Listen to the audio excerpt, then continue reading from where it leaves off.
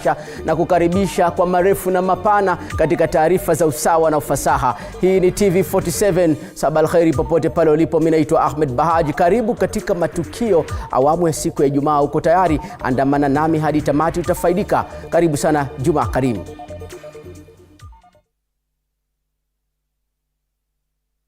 Kwanza kabisa tupate yanayojiri. Wanachama wa kamati maalum ya Seneti inayoangazia fidia za manusura wa shambulio la kigaidi mwaka 1998 wanakutana na familia zao zilizoathirika katika mkasa huo. Katika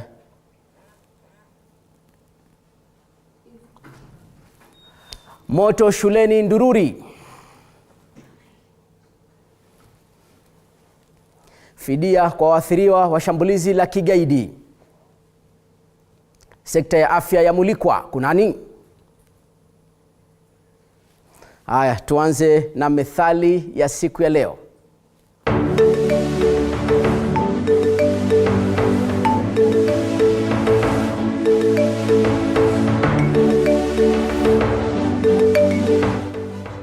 Methali ya leo: kanda halikai ela kwa kipeto.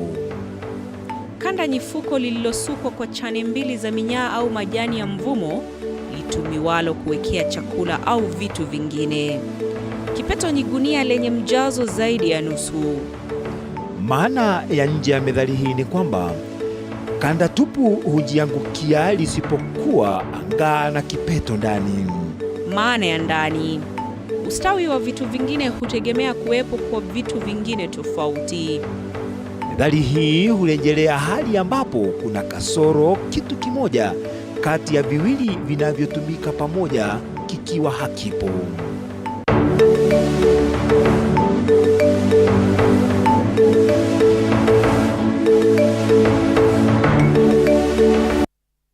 Dakta, tuanze taarifa zetu.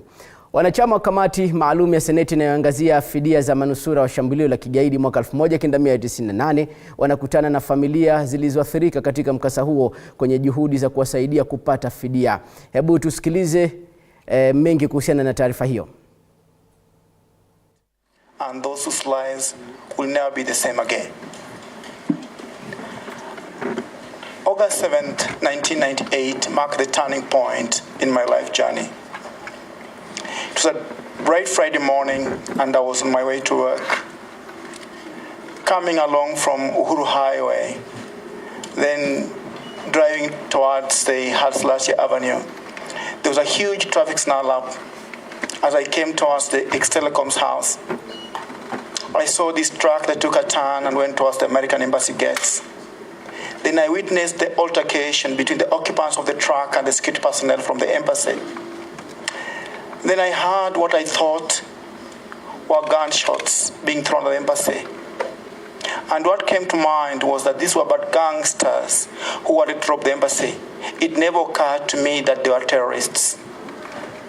Then I saw a man run from the scene of the shooting towards the car where I was, just at the intersection between the Moy Avenue and Hartslash.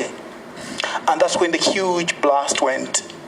And from that day, I have never witnessed light of day again. I became blind. I was rescued from the scene of the shooting and taken to Kenyatta National Hospital by Good Samaritans.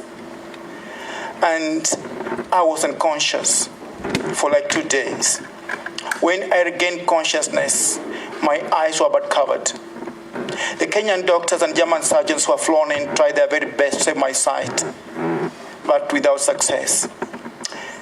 2 months later, I was discharged. And the late Dr. Gondi came and told me, Douglas, you know what? After 6 months, you'll regain your sight. But I've been waiting for that miracle to happen for the last 25 years. When it dawned upon me that I'd lost sight, I was very bitter, very angry. And in fact, I started imagining that if I would meet the men behind the heinous and barbaric act of cowardice, I would skin them alive. That they could feel the pain and this trauma and the challenge you are going through. But down the line, I realized that bitterness only but retards healing. So I started picking up the pieces and started moving on. And that's how I connected with other victims like Caroline and formed an association to fight for the plight and advocate for the victims' challenges. And indeed, we did fight. Until the American government gave $47 million towards the rehabilitation of buildings and businesses, but not lives, mark my words. Rehabilitation of buildings and businesses. And we, the victims, for the last 25 years have been greatly discriminated by the American government. We have never received any form of compensation. Indeed, we went to Oklahoma to reach out to the Oklahoma victims, to start fighting for this. We met the Black Caucus, the senators in America, and indeed have done quite a number of things to raise the plight of the victims, riding from New York ground zero to the Pentagon, putting up a wreath at the River Street entrance, the doorsteps of Don Rumsfeld, just to raise the plight of the victims. I've climbed Mount Kilimanjaro to Uhuru Peak, being the first blind African, to raise the plight of the victims. I cycled across Africa, 12,000 kilometers in 95 days, to raise the plight of the victims. And all these have gone to nothing. And thank you, the Senate, for being so considerate, being so emotional, to now come to this conclusion, to come up with a bill that can help engage with the House of Congress in the states. I met Joe Biden when he came here. I shook his hand.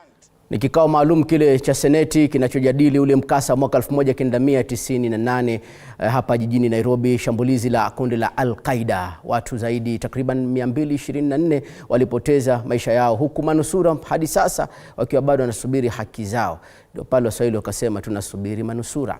Tuendelee na taarifa zetu, ambapo muungano wa Azimio mapema leo umelazimika kuhamisha maombi waliokuwa wameyapanga kuyafanya leo waliofariki kutokana na maandamano katika uwanja wa The Paul huko Karen hadi makao ya afisi za kinara Wiper Kalonzo Musyoka ambayo yako Karen vile vile. Na hii ni baada ya taarifa kuibuka kwamba polisi waliwaonya wenye uwanja wa The Paul kutowaruhusu viongozi hao kufanya maombi hayo katika sehemu hiyo kutokana na sababu za kiusalama. Na katika maombi ya leo viongozi wa Azimio vile vile wanatarajiwa kutoa mwelekeo kuhusu hatua watakayochukua baada ya leo kuhusiana na hayo maandamano.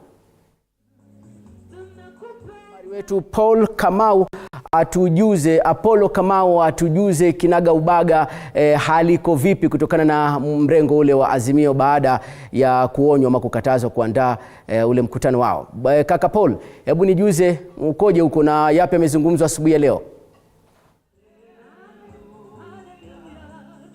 Na mbaaji tuko katika mtaa wa Karen hapa jijini Nairobi, hasa katika makao ya afisi za Kalonzo Musyoka Foundation, ambayo kwa sasa ni kusubiri tu hali ya maombi ambayo yanatarajiwa kuanza kwa muda mchache baada ya hapa. Manake kufikia sasa tumeweza kumuona Rais mstaafu Uhuru Kenyatta ameweza kufika hapa, vinara wa Azimio Raila Odinga, Kalonzo Musyoka vile vile wameweza kuingia muda mchache ambao umepita, na hapa nyumba ndio maombi ya madhehebu mbalimbali yataweza kufanyika. Bado kuna viti mingi sana hazijajazwa, na kama mpiga picha wangu anaweza tu kupatia watazamaji wetu taswira ya jinsi mambo yalivyo hapa katika mtaa wa Karen. Ni hali tu ya kusubiri watu waweze kuingia hapa. Nakumbuka kwamba asubuhi ya leo kumekuwa na mabadiliko kidogo, na pengine hiyo imechangia watu kutojua kwamba kumekuwa na mabadiliko ya maombi haya kuhamishwa kutoka uwanja wa The Paul hapa tu Karen hadi hapa katika makao ya afisi za Kalonzo Musyoka. Kwa hivyo tunasubiri tu viongozi na wafuasi wa Azimio waweze kuwasili hapa ndio maombi haya yaweze kuanza rasmi. Lakini kumbuka, maombi haya hayafanyiki tu hapa katika mtaa wa Karen, yanafanyika kote nchini katika mitaa tofauti tofauti, kukumbuka wale wa Kenya ambao walifariki kwenye maandamano yaliyopita, yaliyofanyika juma lililopita.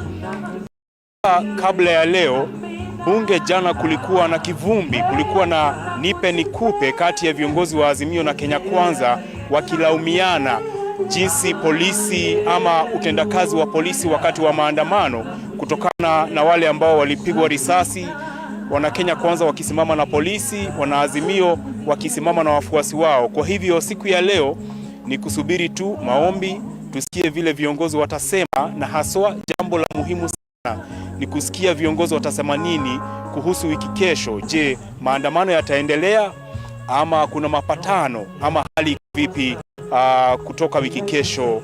Baji, ulize swali moja. Je, katika pitapita zako huko umekutana na kiongozi yoyote ama kuzungumza naye hata katika mawasiliano ya pembeni kuhusiana na mustakabali wao? Wanapanga kuchukua hatua gani ama taarifa za siri zinasemaje? Apollo Kamau amepotea hapo, tatizo la angavu la hapa na pale, lakini haidhuru, tutaendelea kunyambulika na taarifa nyingine. Hebu tuangazie masuala ya shule. Tunaarifiwa kwamba shule ya upili ya wavulana ya Ndururi iliyoko eneo la Nyahururu, kaunti ya Laikipia, inakadiria hasara kubwa kufuatia mkasa moto ulioteketeza bweni la wanafunzi. Moto huo ulitokea muda mfupi kabla saa 3 usiku hapo jana na kuteketeza bweni la wanafunzi shuleni humo. Na mwanahabari wetu Gideon Yeri na taarifa hiyo.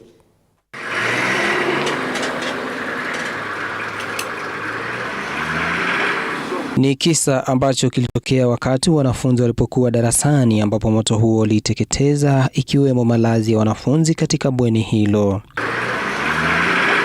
Kulingana na mkurugenzi wa elimu kaunti ndogo Nyahururu, Samson Mburugo, moto huo uliteketeza bweni linalotumiwa na takriban wanafunzi 210. Wakati huo amewashukuru wazimamoto kutoka kaunti za Laikipia na Nyahururu kwa juhudi zao za kuokoa na kudhibiti moto huo, japo moto tayari ulikuwa umeteketeza kila kitu. Waliweza kupambana na hiyo moto, lakini vitu vingi vya wanafunzi vilichomeka. Hata hivyo, wanafunzi wote walinusurika, kwani hakuna hata mmoja aliyeathirika na mkasa huo. Uchunguzi unaendelea kubaini kilichosababisha moto huo. Wakati janga lilitokea, wanafunzi walikuwa kwa madarasa, na kwa hivyo hatujapata jeraha yote. Wanafunzi wote wako sawa, na tumeweza kuangalia kuona wote wako sawa. Mwalimu mkuu pamoja na walimu wake wameshikana kwa pamoja na kuchukua hesabu ya wanafunzi vijana wote. Wazazi wametakiwa kuwa watulivu, usimamizi wa shule ukiwahakikishia usalama wa wanao. Gideon Yeri, Runinga TV47. Asante sana Gideon kwa taarifa hiyo.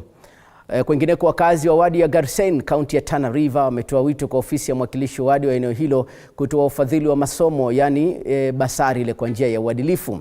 Na wakiongozwa na Francis Abio, wakazi hao wamewakashifu baadhi ya watu wanaodaiwa kutumia umaarufu wao kukusanya basari hizo kutoka katika ofisi hiyo kama njia ya kisiri, huku wengine wanaohitaji msaada huo wakiambulia patupu. Serikali ya kaunti hiyo sasa imeshinikizwa kutoa mgao wa basari kwa kila mwanafunzi kwa njia ya uadilifu, uwazi na usawa. Lakini kuhusu basari, huyu MCA wetu amekuwa na ubaguzi fulani, hatujui ni yeye ama na wafanyikazi, because hatuelewi kwa nini. Ukiangalia vizuri kwenye kugawanya hii basari, watu ambao wanapata inaegemea sana upande wake. Sasa hii imekuwa kama wewe huja ni support wakati wa uchaguzi, mimi nikiwa MCA nitakuwa penalized. Wewe sikupi chochote from my office, huduma hupati, basari hupati, kila kitu hupati. Unaona kitu kama hiyo? Hiyo ndio changamoto saa hizi kama sisi wakazi tuko nazo. Kwa hivyo tulikuwa tunaomba hizi basaries, wale wahusika waangalie kabila zote. Si swala la kuwa nani amekupigia kura. Hili ni swala la kwamba kama mimi ni mkaaji ama mimi ni mtu wa hiyo wote, ni benefit na hiyo basari. Si swala la kuwa swala la ukabila, ya kuwa basaries zinalenga kabila fulani, zinalenga jamii fulani, au jamii fulani haikunipigia kura, kwa hivyo mimi hapana. Sisi tunataka basaries zibenefit watoto. Ni vilivyo wakazi wa kule Tana River. Hivyo viongozi wa eneo lilo natakiwa kujitokeza, angalau nao pia watoe upande wao kwamba je, mbona hakuna usawa katika ugavi wa basari hizo? Haya, tukisonga mbele bwana, je, unajua kwamba kuna uhaba wa vitunguu? Kenya imeshuhudia uhaba wa vitunguu kwa siku za hivi karibuni na kusababisha bei ya bidhaa hiyo kupanda maradufu. Na kama anavyoniarifu mwanahabari wetu Daniel Kihoro, wakulima pamoja na wanabiashara wameelezea kuwa gharama ya juu ya mbegu ya kitunguu ndio chanzo na kumechangia pakubwa kwa uhaba wa kiungo hicho muhimu, hasa kupika mchuzi na vyakula vingine. Kitunguu ni miongoni mwa bidhaa muhimu nchini inayotegemewa na wananchi kama kiungo cha upishi wa kila siku. Ila kwa sasa masoko yameshuhudia uhaba wa bidhaa hiyo, wauzaji kutoka sehemu tofauti tofauti wakielezea sababu zao. Vitunguu mingi haijaweza kulimwa Kenya kwa sababu watu hawana mvua, hawakupata mvua ya kutosha, na wakulima wengi pia hawakuweza kupanda vitunguu. Hii huku imepanda kwa shamba, tunanunua na wandatu. Samahani kwa hilo, taarifa hiyo ya vitunguu vya aina ainati katika mapishi na viungo tutakuandalia baadaye, itakuwa imepikwa ikapikika. Haidhuru, kwingineko vijana kutoka shirika moja la kijamii la Men and FGM swala la ukeketaji kwa ushirikiano na mashirika mengine ya haki za kibinadamu huko Pokot Magharibi wametoa hamasisho kwa wakazi wa eneo hilo katika juhudi za kupunguza visa vya ukeketaji na ndoa za mapema miongoni mwa vijana wa kike. Na wakizungumza huko Pokot Magharibi, vijana hao wameapa kushirikiana na asasi za usalama katika kuwakabili wote watakaopatikana wanajihusisha na tendo hilo la ukeketaji kwa wasichana. Tumewaleta vijana pamoja tukawatrain, na leo hapa tuko na training ya vijana kutoka eneo hili pia wapate huo ujuzi wa kutumia social media, kutumia vifaa mbalimbali kueneza ujumbe ili kucampaign against FGM na early marriage. Napenda kuambia wazazi wetu kule nyumbani ya kwamba hawa watoto mkiwapitisha katika hii maneno ya FGM, kuna madhara mengi ambayo inatokana na maneno ya FGM. Kuna maneno ya fistula. Wao watoto baadaye wakipata ujauzito wanakuwa na ugumu sana katika kujifungua. Kwa hivyo tukatae maneno ya FGM kwa kuwa haya maneno ya cultural practices ambayo they are very harmful to our girls. Wangu ni kuwa wazazi pia siku hizi huwa kulingana na venye hali iko imekuwa ni ishara mbaya sana, wao wana cooperate na wale perpetrators wa FGM. So kwa wazazi nawaomba, hiyo ni kitu ambalo limepitwa na wakati. Ndio culture yetu kama Wapokot ni mzuri, lakini kuna zingine ambazo zinaturudisha nyuma, mojawapo ni FGM. Shirika la kuhifadhi mazingira la NEMA tawi la Bungoma nalo limewataka wakazi wa kaunti ya Bungoma kupanda miti mingi katika maeneo ya chemichemi. NEMA imetoa mfano bora kwa wakazi wa eneo la Kaberwa, mlima wa Elgon, kwa kupanda miti katika eneo la chemichemi la Kaberwa. Aidha, NEMA imedokeza kuwa wanatekeleza hili ili kuafiki azma ya serikali ya kupanda miti bilioni 15. Anza kuanzisha rehabilitation ya hii Kaberwa wetland, na kama siku ya leo tumefanya fencing hapa ambapo protect hizi seedlings ambazo tumepanda. For beginning tumefence out around 10 acres of the wetland, na hapo tumeanza leo kupanda miti na tutazidi kupanda miti kwa hii. This is the first phase whereby we are doing the 10 acres. Na hii 10 acres tunataka ikuwe example. It's a showcase for our county Bungoma on how to protect wetlands. In Bungoma, the biggest problem with wetlands is encroachment. People have encroached on our wetlands. Overgrazing, as you can see, Kaberwa is gone because of overgrazing. Na watu kukata miti. Those are the biggest problem. Alafu huko chini shida yetu kubwa ni watu kupanda miti ya blue gum. Miti ya blue gum imemaliza maji yetu and our wetlands. We are going to rehabilitate, to plant trees that have been cut down over years throughout the mountain, go up to Cheptais, then also rehabilitate other wetlands in the lower parts of Bungoma. Our rivers are dying. We are also going to plant trees along the riparian areas across Kenya. And for those of us who come from Bungoma, we shall begin home. Raha ya kufanya hizi taarifa ni pia wewe utoe maoni yako na hisia. Unaweza ukashiriki kwa kutuma ujumbe mfupi 22047 kuambatana na minofu ya taarifa tunayoendelea kukupakulia. Taarifa inayofuata hivi sasa ni ya kusikitisha na ya kushtusha. Familia moja kutoka eneo la Bisil County ya Kajiado inaishi kwa hofu baada ya mtoto wao Muhammad Saidin Musa mwenye umri wa miaka 7 kutoweka kwa njia tatanishi. Kwa mujibu wa baba mtoto huyo Ibrahim Musa, mamake mtoto aligundua kwamba mtoto ametoweka baada ya kumkosa pale alipokuwa ameenda kumpelekea chakula cha mchana ama chamcha, na sasa familia hii inaomba yeyote aliye na habari kuhusu mtoto huyo kupiga ripoti katika kituo cha polisi kilichopo karibu. Jana nikamtayarisha mtoto kwenda shule saa 12:30, nikamtayarisha mtoto akatoka saa 1:20 hapa nyumbani kuelekea shuleni. Mimi nikabaki hapa nyumbani nikatayarisha lunch. Nilipompelekea mtoto shuleni nikaenda nikamkosa. Nikaambiwa kwamba kuanzia asubuhi mtoto hajaingia shuleni. Nimepata kwamba mtoto wangu amepotea. Ndivyo nikapigiwa simu nikiwa kazini ya kwamba mtoto amepotea. Hivyo nikafika hapa jana jioni mwendo wa saa 11, kaja tukashughulika kutafuta mtoto na hatujampata mpaka wa sasa. Tungeomba kwa hisani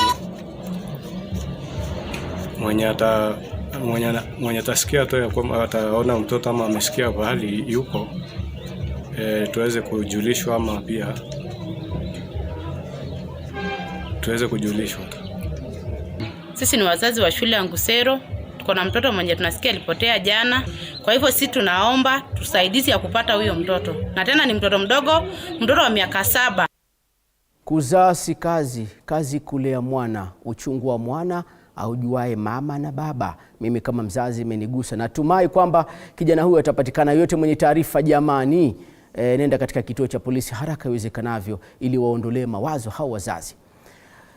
Mbali na hayo, kufuatia ongezeko la idadi ya miili iliyofukuliwa Shakahola, watetezi wa haki za kibinadamu wameeleza hofu kuhusu uhifadhi wa miili hiyo kutokana na idadi kubwa ya miili inayoendelea kufukuliwa. Na kama anavyotuarifu mwanahabari Eric Matika, ni kwamba shirika la haki za Afrika limeitaka serikali kuangazia shughuli hii, kukusanya sampuli za misimbo na pia jamaa za waathiriwa wa maafa hayo waweze kujitokeza kuwazika wapendwa wao.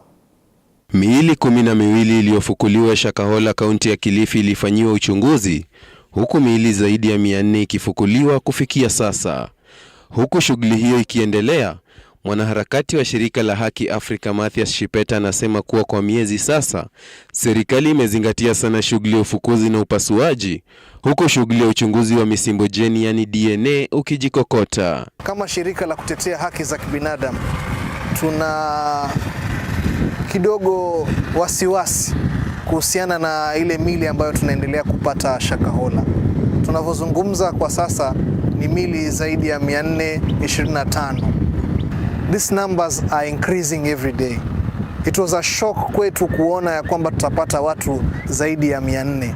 Na tunapoendelea, manake hii ni process imefika 4th phase na bado hatujui itaendelea labda paka Disemba ama Januari mwaka ujao. Serikali ilichukua sampuli za DNA kutoka kwa familia 258, lakini hakuna hata mmoja wao ameweza kuwatambua jamaa zao waliofariki. Shipeta ameelezea changamoto ya uhifadhi wa miili inayofukuliwa, akisema hifadhi ya Malindi hivi karibuni huenda ikajana kushindwa kuhifadhi miili hiyo, na hilo litaleta hatari ya afya kwa wakazi wa Malindi. Our concern ni kuwa bado ile mili itakuwa ni mingi na itakuwa hakuna mahali ya kupeleka mili ile. Kwa hivyo serikali kando na kushughulika na masuala ya process ya exhumation, sasa wangejikita katika masuala ya DNA matching ili wale ambao mili yao imepatikana pale waweze kuunganishwa na familia zao na wapewe mili na waweze kuzika katika sehemu kule ambao wanaweza kuzika. Kufikia sasa miili 425 imefukuliwa, huku zaidi ya watu 600 wakiripotewa kutoweka na kutojulikana walipo, huku shughuli ya ufukuzi ikitarajiwa kuendelea. Eric Matika, TV47. Maswali bila majibu, utata ulioje, hofu huko Shakahola. Miili paka hivi sasa hata haina sehemu za kuhifadhiwa. Ya Rabbi tunusuru. Kwa hivi sasa basi tukitoka kule Shakahola, hebu turejee hapa jijini Nairobi, ambapo wale wanachama wa kamati maalum ya Seneti inayoangazia fidia za manusura wa shambulio la kigaidi mwaka 1998 wanakutana pamoja na familia walizoathirika katika mkasa huo, na kusudi ni la swala la fidia. Na hivi sasa tena narejea kwa mwanahabari wetu aliyopo katika turejee Senate moja kwa moja. Hivi sasa tusikie mjadala ule na viongozi wanazungumziaje katika kutetea haki za wale manusura wa ule mkasa mwaka 1998. 2010, we actually invited Omar al-Bashir at the time of the inauguration of the Constitution. By then, the American government had designated the Republic of Iran as a state sponsor of terrorism. If you look at the Republic of Sudan, it is still designated by the United States of America as a state sponsor of terrorism.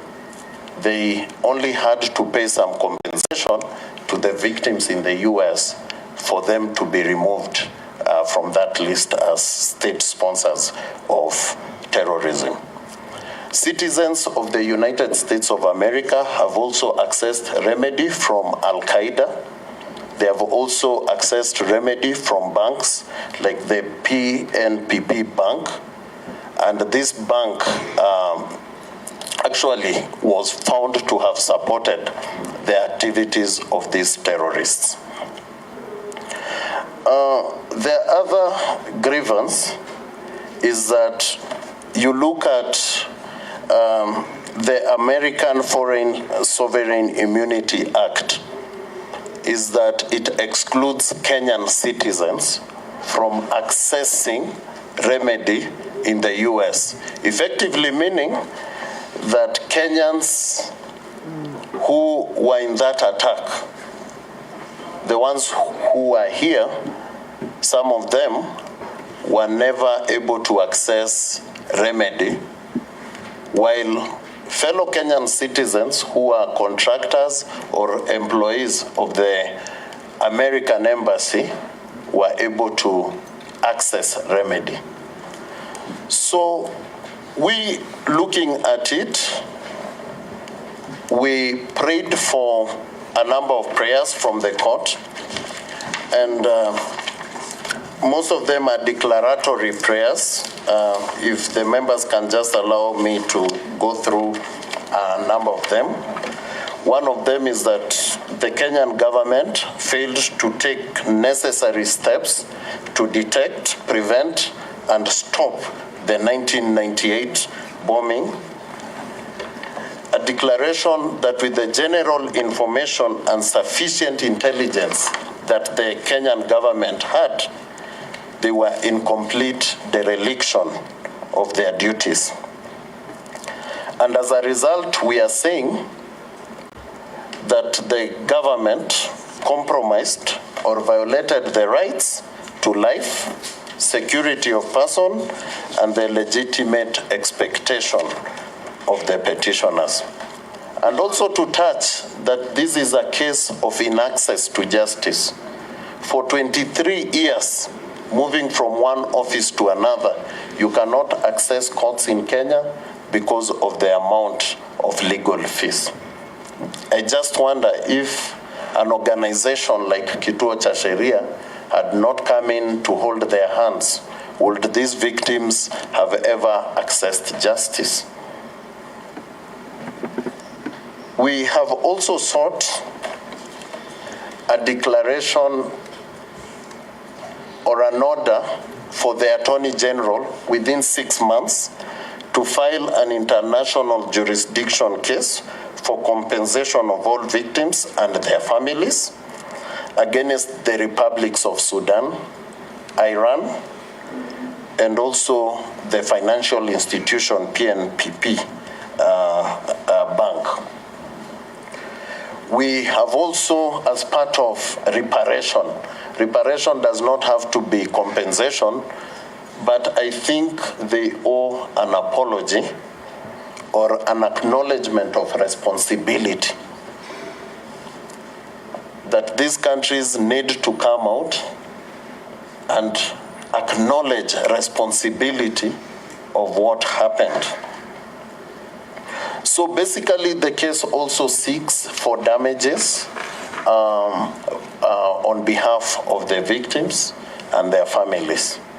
So the case that we filed was for 337 victims. You will ask me why. Well, there were around 5,000 of them.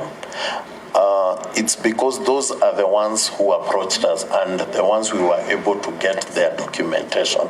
Again, these are courts of law. You have to go with evidence. So as much as we wanted to bring in the 5,000 of them, we were able to get around 337. Actually, those who visited Kituo cha Sheria, we were able to file a case for them. So in my closing remarks, I will just say that this is a good initiative from the Senate. I think the victims of the 1998 bomb blast, they need a listening ear. They need to access a remedy. They need justice. They need to access even courts. They need to access their human rights. And I appreciate the work that is being done, albeit it has taken probably more than 20 years, but it is a good initiative just to hear them out. Thank you very much. Thank you, Caroline. Before you go, I'll ask Senator Manso to go on record. First, my apologies for being late, Chair, and the team here. I had some very urgent issue in Konza City, which is in Makueni County, and unfortunately the traffic on Mombasa Road is terrible this morning. My apologies. I'm together with the team. I have worked for Kituo cha Sheria as a volunteer advocate, and I believe the best will come out of this. I thank you, Chair. Thank you, Manso. Caroline, you can continue. Thank you, Senator. As we continue, I want to bring to the record that after the bombing, we had lawyers from America that came here and took documents and sued the American government.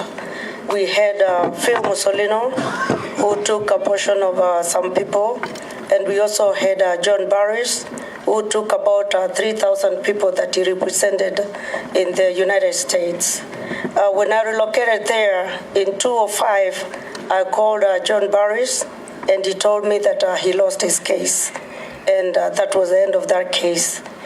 Phil Mussolino continued fighting, and 2022, he was awarded he was awarded a win, but he has never been able to collect the funds for the victims that he represented. With Dr. Ramona, she approached Phil Mussolino and they started working together. And they found out that since the courts are not awarding us anything... Sorry, Caroline, for the intervention. Just continue with your local... testimonies? Yeah, because they will appear before this committee and they'll give their evidence. Thank you. In August, they are coming, they'll appear before this committee and they'll give evidence. I know the rest of the people are represented by them. Thank you. Okay, I will go straight to widow Hanisa Mwilu and then go to orphan Grace Joroge. So be ready for your speech. Thank you, Senator. Yeah, thank you. Sorry, I just wanted to add something. I'm very much aware that there is a case that was filed by widows, and it is also good to inform the committee that that case was also dismissed on the basis that there was not enough evidence before court to support the claims that there was no sufficient information on the likelihood of the attack. The case that we have filed before court, we have provided evidence to prove that there was information and intelligence of the likelihood of the attack, but also to bring to your attention that the Constitutional Court has also been raising issues of why have you taken too long to file a case before court. We are relying on a letter by the victims where they had been promised by the government that they would be compensated. So that is the letter that we are presenting before court to just explain why there is this. Moja kwa moja mubashara kutoka bunge la Senate ambapo viongozi wanazungumza kuhusiana na mkasa wa mwaka 1998. Wakenya zaidi ya 220 walipoteza maisha yao katika shambulizi lile baya zaidi kwa kutokea hapa nchini Kenya, na kundi la Al-Qaeda ndio walikuwa wamehusishwa na shambulizi lile. Sasa manusura ndio wengine bado mpaka sasa hawajalipwa fidia na haki zao. Ndio viongozi wako pale kwa ajili ya wale walioathirika, tukiwa tunatumai kwamba wale watasaidika, manake siku zote huwa mnyonge hana haki, sivyo, na hana rafiki ila mnyonge mwenzake. Tukiachana na hayo basi, leo ni Friday, mambo ni kangaja, huenda yakaja, na naam, hatimaye leo ndio imewadia ile siku sanaa pamoja na mziki wetu na burudani awamu ya pili katika matukio ya TV47. Wanasema Swahili, ushikwapo shikamana, nyege kunyegezana, imani ni kutiana, wakati wa kuenjoy. Na leo tunaye msanii wa kike, ameumbwa kaumbika mashallah, na ana nyimbo kadhaa nzuri nzuri, na ana makolabo na kina Masauti. Makolabo anakuja na kina Kelechi pamoja na hata mingine ya wasanii kutoka kule Bongo, si mwingine mabibi na mabwana.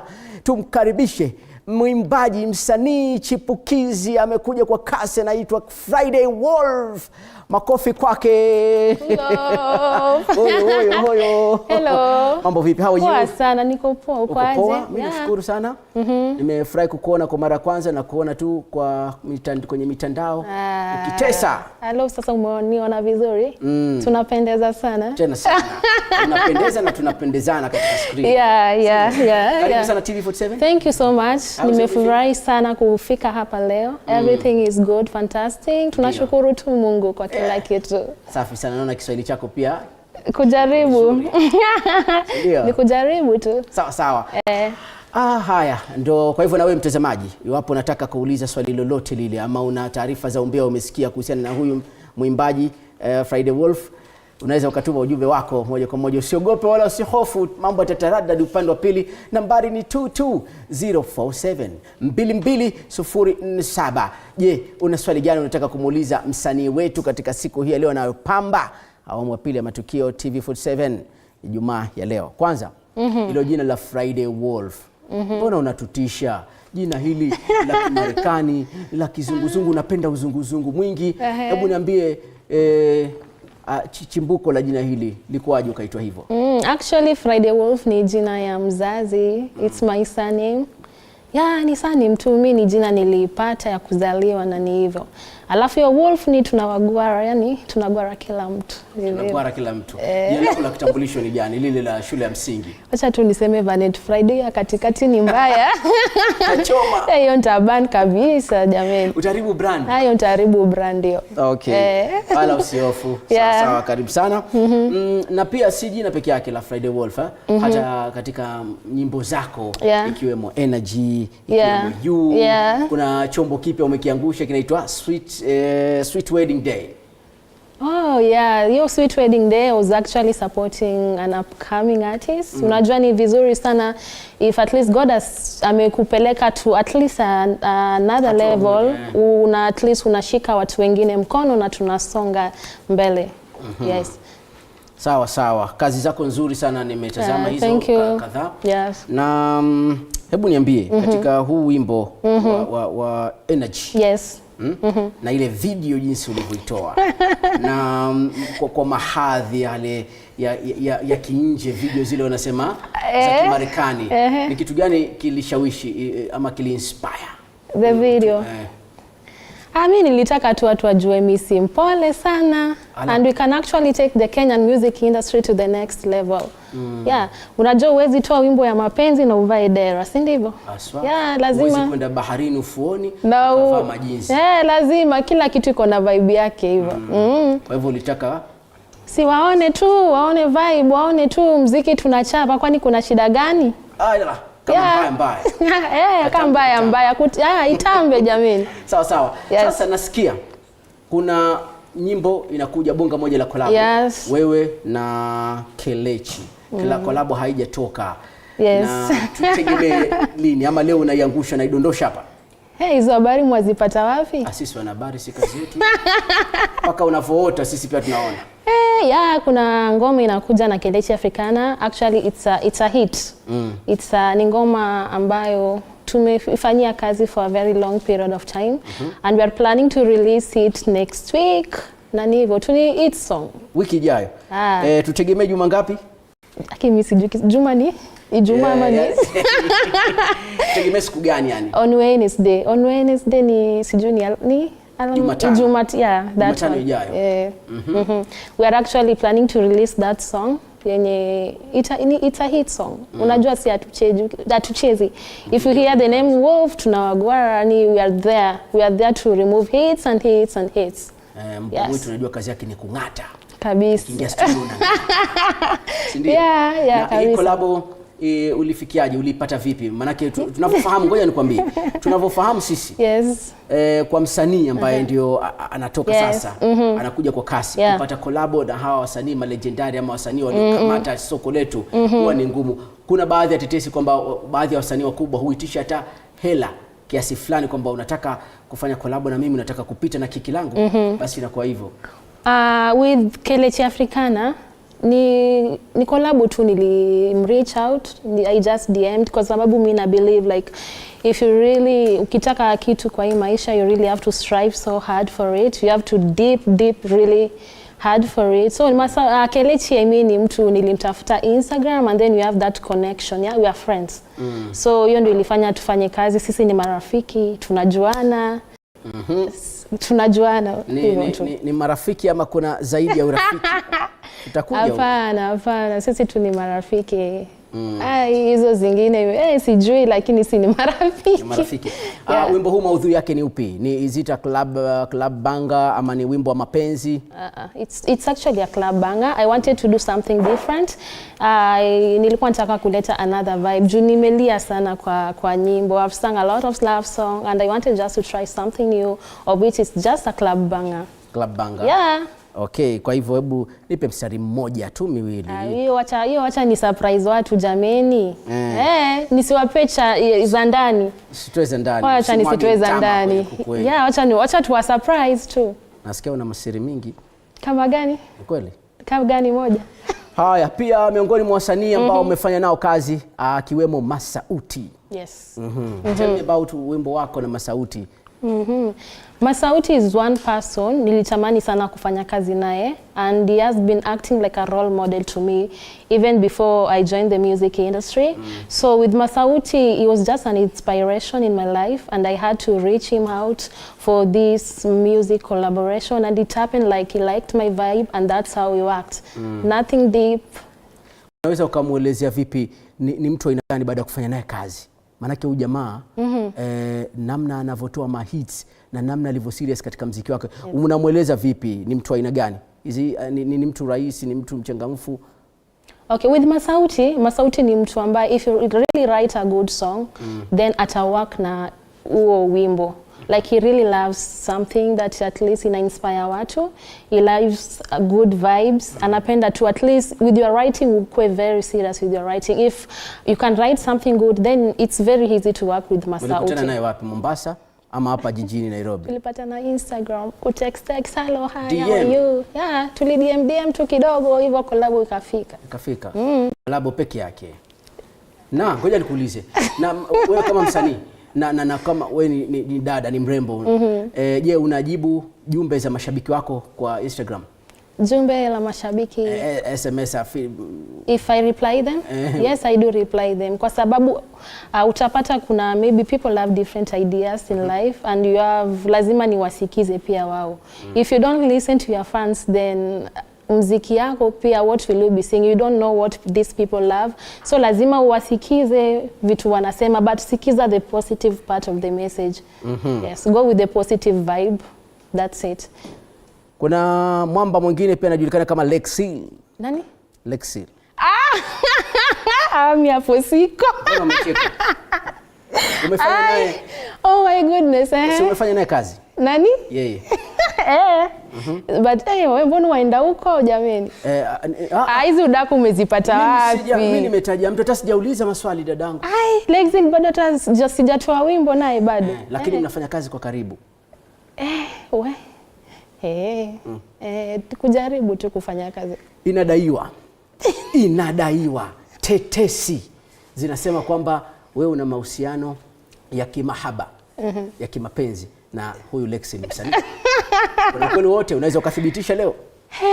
Kimapenzi, guy, yaki really? No. We are friends. Mkana Lexi? Simkani Lexi, lakini sisi ni marafiki tu. Mbona haujaambiwa, hajatajwa mtu mwingine? Alipona moshi bwana pana moto, lisemwalo lipo dadangu. Mimi sijui hata nitasema. Hebu mtafuteni Lexi. Muulize hiyo basi. Kwa hivyo upande wako umesema hamna mahusiano? No, we are friends. Me and Lexi are friends, nothing like. Kuna kuja kesi baada hapa. Hizi dakika ni chache. Ni marafiki. Kauli yako ya mwisho. Si ni marafiki. Mbona basi hauko sawa? Niko sawa, kwani unataka okay, sawa. Sisi ni maneno na kibulizi. Mimi na Lexi sisi ni marafiki sana. Ni mtu aina gani as a person? Guy is a very nice guy. Ni mtu mpole, ni mtu anajua kuimba, ni mtu anajua kitu anataka na hii maisha. That's all about Lexi. Sawa. Sasa kwa hivyo kwa masauti hapo, Lexi na Kelechi ni miongoni mwa wasanii ambao mnafanya nao kazi. Na wote pia watu wamewahi kukuhusisha kwamba una wadate, yani umedate mmoja wakati ule ukifanya na wote wamekataa kwamba hapa ni kazi tu ilikuwa.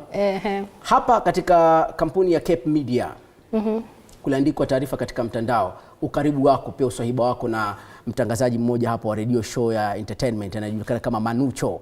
Hebu niambie kuhusu wewe na Manucho. Ubesti wenu. Manucho is my guy. You know, he's a very cute guy. He's very handsome. Manucho jumba mpata huo? Manucho ni rafiki wangu wa ndani sana. He's a very nice guy na ni mtu ambaye ana support a lot of talents. That's why I love Manucho, yeah? Si kimapenzi but nampenda ile kiurafiki in that anapatia watu na wasanii a lot of opportunities. Nafasi, Yeah, unajua kuna watu wengine wanakuja interview wanalipishwa jameni. Hapa Kenya. Hapa Kenya, people are not supporting the music industry. Unapata somebody is very much talented but analipishwa interviews. So I'm like, patie opportunity to showcase the talent. But you get Manucho is really supporting this artist, then that is a very nice guy to associate with. Pamoja kwamba ni handsome pia umetaja. Handsome tu. Kitu ana hiyo tallness tu ndo ana, lakini hiyo handsomeness ako nayo. Sawa. Kwa hivyo umetaja jambo hapa ambalo ni swala nyeti sana. Ili kwamba baadhi ya wasanii chipukizi wanapotaka muziki wao uchezwe katika vituo vya redio na baadhi ya vituo vya runinga, kuna vikwazo wao wanawekewa. Wewe umeshakupata hilo?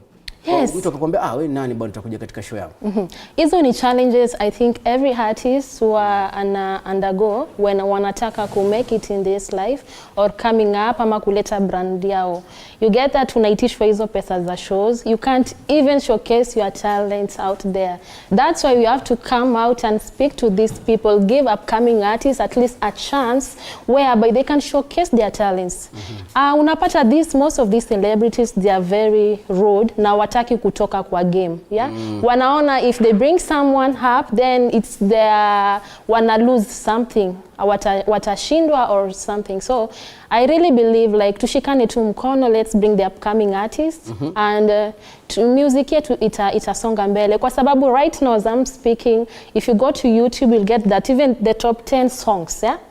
The top 10 songs zenye zinachezwa Kenya, there is no even msanii yoyote wa Kenya kwa the list, and that is it's so boring and it's so painful. Okay. Yes. Tuje hapo kwa sema wasanii wa Kenya. Ni kitu gani unaona hivi sasa tukiangalia katika soko wa bongo flavor imeshika sana? Na hapa Kenya jua sisi ndio tulikuwa tunafanya vizuri katika miaka 90. Nyinyi mnakuja sasa hivi katika game. Je, unaona watu wanasema kwamba tumepoteza identity? Ile nembo yetu. Pana ukweli wote wanazungumza. We've actually lost our identity as the Kenyan music industry and I believe Genge ilikuwa inakuja, ilikuwa pia inatupatia another an identity of the Kenyan music, yeah? But unapata maybe these people they didn't get that support from the government, they didn't get support from wasanii wengine, and that's how kila kitu ilirudi chini. So we lost our identity, but I believe if we really want to make this thing work, we have to come together as an industry. We don't have any other option but to come back together. Tuelewane. Yeah, tuelewane na tufanye kazi. Kuna maswali hapa yamesha dondoshwa upande ule wa pili. Nimekuwa nimeuliza shabiki wetu 22047 muulize Friday Wolf swali lolote tunataka kumuuliza. Huyu anaitwa Santima. Sawa? Anasema kama amewakataa hao, amesema hadate na hao wasanii wote watatu, basi tunataka kujua, je, yupo single na kuna nafasi yoyote? Sipo single. Jamani, sipo single. Na enjoy, sipo single mimi. I'm not single. Hayuko katika hayuko maarufu. Hayuko hapo. Hayuko katika but siko single. I have someone. Okay. Tutegemee kitu kipya gani? Umesema hiyo collab yako na kuna collab na Kelechi Africana. I also have a remix for Energy featuring Calligraph Jones. X-Ray, Kelechi Africana, and then I have one Nigerian artist. Ali come through and gave a very wonderful verse. Nitawa surprise. I just want to surprise you people. Na Calligraph Jones. He's my guy. Wewe umeimba ya karap? Yeah, kwa remix hiyo nimefanya na Masauti. He came through and gave us a verse. Bila yeye kuingia. Ako ndani, yani aliimba, sasa tunamu-expect kwa ngoma. Okay, ndo dude likitoka yeye pia ipo. Yeah. Wow. Yes. Kuna collab yote na wasanii kutoka nje ya nchi? Yes. I'm actually working na plan kufanya kazi na J Melody. The song is already written. J Melody moja tu. Yeah. Hata mimi ndo nimefanya Nakupenda, mimi ndo nimeweka BGVs na watu wajajua bado. But I think he gave a shout out. Zipizo. Have you heard Nakupenda by J Melody? Kupenda we. Nakutaka we. Ndio. Kwako sijiwezi, oh my love. Mpenzi we, roho yangu we. Kwako sijiwezi, oh my love. Wewe ndio ulifanya hiyo? Yeah, the BGVs and the song trended. And that's why I think tumejaribu tunafanya kazi sasa. Ulilipwa? Yeah. Ulilipwa? Wow. Ilikuwa ni kufanya kazi na J Melody? He's a nice guy. He's very talented, and I think inspire so much even when it comes to my writing.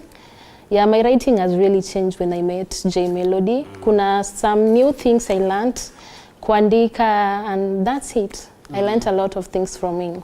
Kwa hivyo kuna kazi nyingine mnafanya na yeye? Yeah, tunataka kutoa kazi. Yeah, probably. Ni this time nimesema sichezi na sicheki na watu jameni.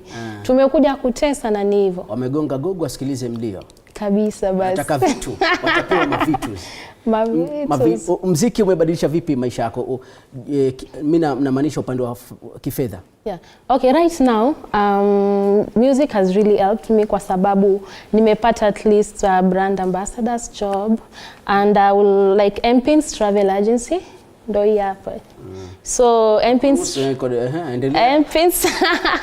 Mpins Travel Agency, in case you want to go abroad, unataka kuenda tours, you want to go and reside abroad, kutafuta kazi. Mpins Travel Agency is the best agency to be with our boss Nathan. Is very understanding, is a very nice guy, and also unaona nywele inakaa fiti vizuri.